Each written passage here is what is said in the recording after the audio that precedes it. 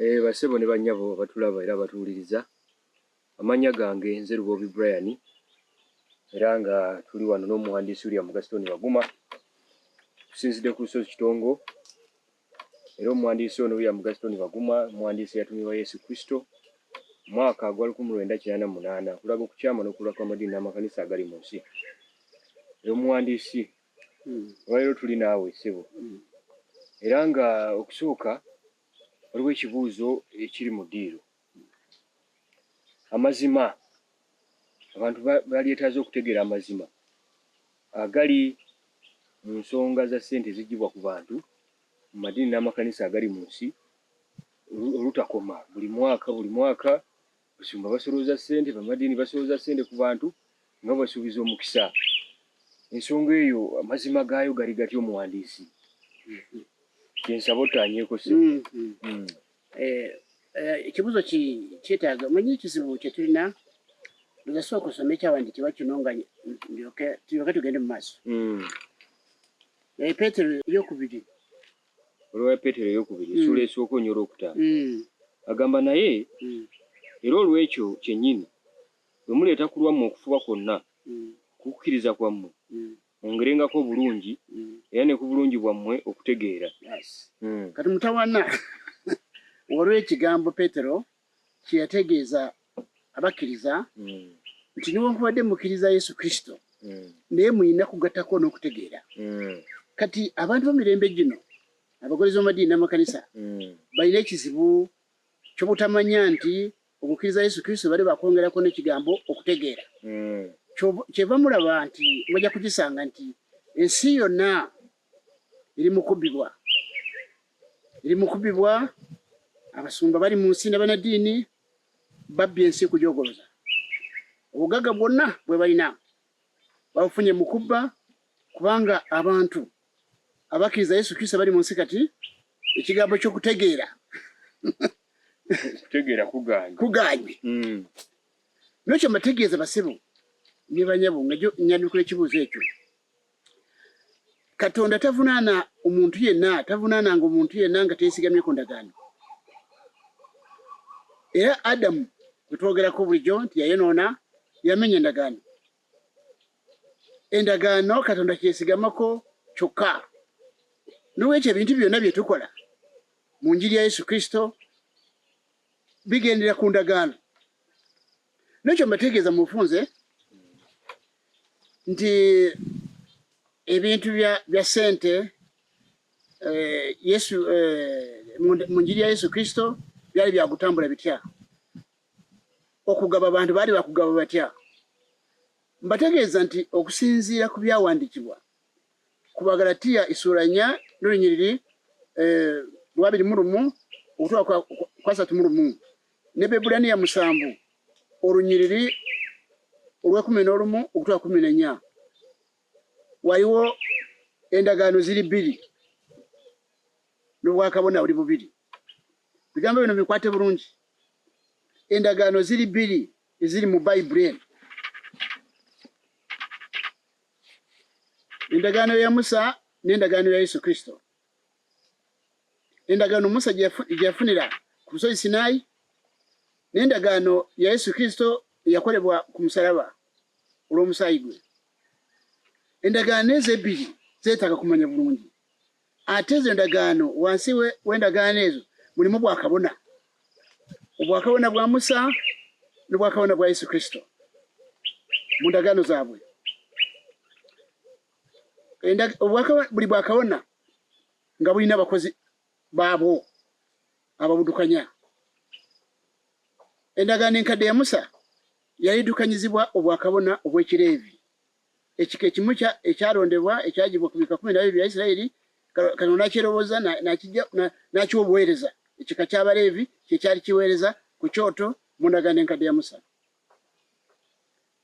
Obwakabona obwo balina Abaleevi baweebwa omusaala, baweebwa enkola yali yakubalabirira mu bulamu bwabwe omuli ebitundu bye10. Abaana ebikabira 11 by'abaana ba Isirayiri bye basondanga ne baleetera Abaleevi ne gobeera omusaala gwabwe. Yesu Kristo naye mu bwakabona bwe yajja n'okugaba okulala teyajja n'okugaba kwa Musa nedda era kyekisinze kuleeta ekizibu. Yesu Kristo yajja n'okugaba kw'ekisa okutali kwa mu mateeka ga Musa. Era obwakabona bwe bwajja bwa Yesu Kristo w'okumusalaba. Ebyawandiikibwa ng'ekyo ky'Ebbulaniya kigamba obwakabona bwe bukyusibwa n'amateeka gakola ki? Gakyuka. Era Yesu Kristo si muleevi bana bajja kugambe bakuteesa obujega. Endagaano ziri bbiri, obwakabona buli bubiri. Mukole mu bwakabona ki? Waliwo ebintu bitagatibwa. Brian musajja asoma amasannyalaze ewaya zitagatibwa notozigatta ze ziriwa kozi tosobola kugatta negative na positive bikola ki? Byonna bikwata muliro byaluka. Kyabulabe basebo ne banywa bampuliriza okugatta endagaano zino ebbiri oba kugatta bwakabona bwino bubiri. Kasi obugatta teri kugenda mu ggulu lya Yesu oba ogenze oba okutte kikande. Naye kyakabi akaliwo kati okugaba okukwa ebitundu bye-10 byaki byonna ebiweebwayo ebyo byonna tebyali byakulabika mu ndagaano empya y'ekisa Yesu Kristo. Ebyo bintu byali bya Musa era byali n'abakozi baabiweebwa Abaleevi. Yesu Kristo si muleevi. Endagaano ndala era mbadde nsaba oyanguyeko osome Ebbulaniya 7 n'olunyiriri olw'ekumi otegere obwakabona bwe bujja bwa Yesu Kristo obw'ekireevi bwa buyimiridde. Amateeka galina okukyuka naye ensi eno Peetero agambye nti kutegeera mufuna okutegeera abasebo ne banyabu kutegeera tewali agenda Abebbulaniya 7 nnyolo 11 agamba kale okutuukira singa kwaliwo bwakabona obw'ekireevi kubanga abantu baweebwa amateeka mu biro byabwe kiki ekyetaaza nate kabona owokubiri okuyimuka mu ngeri ya Merukizaddeeki? Kiki kyaleeta Yesu Kristo ate nga tewali n'atakola ki? N'atabalirwa mu ngeri ya Alooni, n'atava mu Baleevi ba Alooni. Lwaki Yesu yafuluma wala? Tulabe Yesu bwe yafuluma. Agamba kubanga obwakabona bwe buwaanyisibwa era n'amateeka tegalema kuwaanyisibwa. Obwakabona bwe bukyuka n'amateeka gakyuka. Agamba kubanga oyo yayogerwako ebigambo ebyo wa kika kirala. Yesu Kristo wa kika kirala. Omutavanga muntu yenna eyali aweereza ku kyoto. Yesu Kristo ekika mwe yava kyali tekirina buweereza bw'ekireevi tebikwatagana. Bakuteesa obujega bagagawadde bafunye obugagazi biliyoni ne esente zonna ze balina abasumba n'abannaddiini zonna za kubba bubbi. Kubanga temwafuna okutegeera genda maaso. Agamba kubanga kitegeerekese nga Mukama waffe yava mu Yuda. Yesu Kristo yava mu Yuda. Ekika Musa kyatayogerangako bigambo by'abakabona. Yesu Kristo ekika si kye kyali kirya ebitundu bye-10.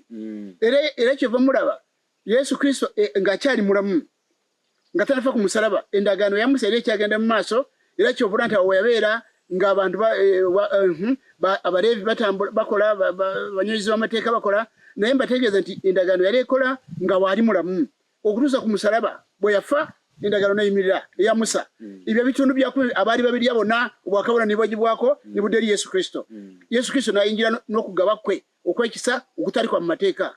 Era kyeva mulaba abatume ekkanisa y'abatume basooka tulaba nga wawantu bwe baalaalika bategeeza abantu muleete ebitundu bye-10 mumbuulire okutegeera kuganye mujja kubbibwa mpaka kubanga ate n'eggulu libasube kubanga teri agatta obwakabona bw'endagaano nkadde ya Musa obw'ekireevi n'obwakabona bwa Yesu Kristo n'obigatta byombi n'okkiriza Yesu Kristo ate n'osigala mu bwakabona buli tolinya mu ggulu lya Yesu oba ogase waayo etakwatagana. So kyendeeta nti abatume bonna baagaba okugaba kwekisa. Yesu Kristo yaleeta okugaba kwe kwali kw'abantu babiri kw'abantu banjiri bbiri. Okusooka Yesu Kristo okugaba kwe yajja nako kwali kwa kuyamba baavu na beetaaga okuwa baavu bye beetaaga mu kanisa. Abagaga bonna n'abalinawo bonna kuwa baavu bye beetaaga okuwa baavu bye beetaaga. Yesu tateekanga mugaga ku ludda luweebwa nedda. Abaavu bonna abaavu be baali bakwebwa mu ndagaano empya Yesu Kristo oba mu bwakabona bwa Yesu Kristo. Ekyokubiri abaali bakwebwa kubanga Pawulo ayogera bulungi mu Bakolinso ekisooka essula 9 n'olunyiriri 14 n'olunyiriri 14 tujja kuyisanga nti Pawulo yennyini agamba nti Yesu Kristo yalagira ababulizi b'enjiri balisibwe olw'enjiri naye batya wewali ekizibu balisibwe batya ababulizi b'enjiri be bantu bali bakuva mu kubyalo byabwe ne ku bitundu byabwe bava mu maka gaabwe ne batambula engendo avudde wano ekasanda agenze Kisoro kubuli enjiri bagenda yatumanga babiri ni bagenda kubuli enjiri yabatuuka ngeri Yesu agamba nti babasuze babaliise era bosoma Luka 10 okuva ku lunyiriri osooka n'otwa wansi 12 ojja kulaba naddala ku lunyiriri lw'omusanvu ojja kusanga ekiragiro kya Yesu Kristo wakiweera n'agamba nti abakozi b'emirimu abakozi bagwanga naye batya awo alaga endiisa Yesu Kristo alaga endiisa y'ababulizi b'enjiri bano abantu abali mu abakulembeze madini n'abakanisa abali mu nsi kati gusinzira ku byawandiikibwa gusinzira ku Bayibuli mbategeeza nti misege mikambwe era mu nsi olulimi Luganda babayita bakyala kimpadde nkyogera nga Ssekiruma Mundi muwandiisi yakiweebwa kubanga abaali bakuweebwa si bano bemulaba baali babulizi b'enjiri bali mu ngenda batambula atambudde agenze kubulya egiri gindi bwatuuka wantu neyeroboza amaka mwanasula mwe banasula nibasuza nibabaliisa enkya nibagenda kubulya enjiri nibakoma mu makaago era Mukama waffe yakirambika wano mu Luka 10 n'olunyiriri okuva ku lusooka otambula ojja kukiraba mpaka ojja kutuuka 12 olabe endiisa y'ababulizi b'enjiri yali yakutambula etya izino nkola yagusoloza esente ku bantu si ya Yesu Kristo bitundu bya 10 mu ndagaano empya tebyogerwako era byakoma ku musalaba n'ekyo mulabye baseba ne banyabo obw'okubwa okutegeera Petero kwayogerako kakati abantu bekwasa ebintu birala ndowooza waliwo n'ebirala ojosanga bekwasa abantu bagamba nti Ibulayimu naye yawa ekimu eky'ekkumi yawa esinkana Merukizadeki n'amuwa ekimu eky'ekkumi n'amusabira omukisa abasumba beesibaawo ne basobola abantu obwo bufere bwe bafera batategeera Ibulayimu kiri mu lubereberye essula 14 n'olunyiriri okuva ku 14 kutuuka ku 24 yenda osomeyo gwe kennyini ojja kugisanga nti Ibulayimu ebitundu bya 10 byewa Merukizadeki tiyabimuwa